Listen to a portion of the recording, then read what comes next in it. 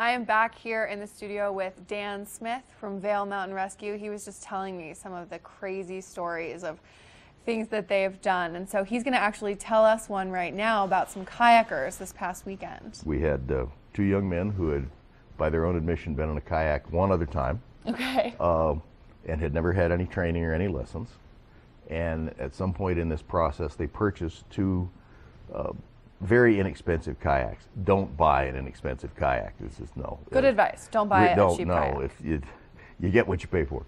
And they decided to take these kayaks into Dowd chutes, which is, depending on the state of the water, either really, really terrible, or at the other end when it's low, really, really terrible.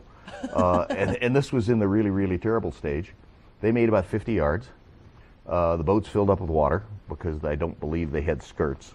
Okay. So, and they separated from the boats, and they donated all their worldly goods to Nemi Nemi, the Nepal river god.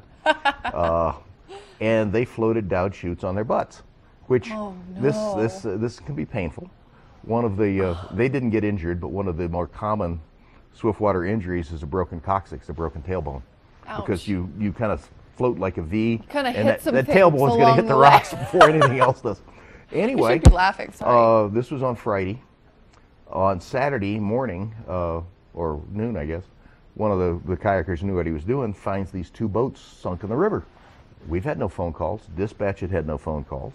Nobody was reported missing. But so the natural assumption we make is there's still two dead guys in those boats. Right. At least that's the assumption we have to make. Absolutely. To prove it untrue. Right, of course. So two 50,000-pound fire engines, 8 firefighters.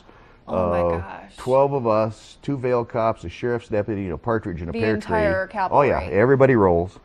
And we find that there's no one on the boats. Everybody leaves but us. And we work getting the boats out. As we're pulling the last boat out, these two kids walk up and say, "Those are our boats." And we had a conversation. I think I began it with, "Now you understand, we pull dead people out of this part of the river periodically. Right. You were very close to joining them. If you ditch your boat and you can't get it out yourself, call dispatch, call 911. Tell them there was a boat in the water and there's no human in it, so we don't have two 50,000-pound fire engines sitting there." Right, and if only to get your boat back, right? And but also to let you guys know that they're not dead. We'll try to get the boat out. We mostly succeed. Sometimes the boat comes out in pieces. That's just the way it works. But you've got to tell us that the boat's there and you're not, and there's no great emergency, because we're putting people in water and we're putting people at risk. Absolutely. And we've got ropes across the water, and a rope is a snake in the water. It'll bite you every time. We have to close that part of the river because we have ropes in the water. Let us know that you're not in that boat. Absolutely, because there's really so much that goes into it on your end, and it's so important for people to know, for Dan and his team to know that you're okay and that you'd like your boat back. It's not my team. I'm just the old guy that doesn't mind being on television. Yeah. Well, we have a lot of very good people, but the camera scares the hell out of most of them. Well, thank you, Dan, so much for Pleasure. telling us that story. It's so important, honestly, for us to hear stories like this and to be reminded that it's really important to call people like the Vail Mountain Rescue and let them know what's going on so they don't dispatch the entire cavalry to try to come find you if you're just fine.